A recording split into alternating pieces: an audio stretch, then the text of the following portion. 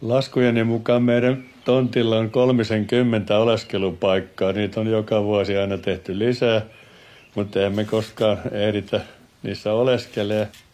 Jaan muistan väärin. Viime juhannuksena grillattiin tuossa pääoleskelupaikalla talon eteläpuolella. Jäi kyllä ainoaksi kerraksi. Vastakohdat on kauhean suuret. Juuri tämä naapuri tässä on erikoistunut kasvattamaan tuulimyllyjä.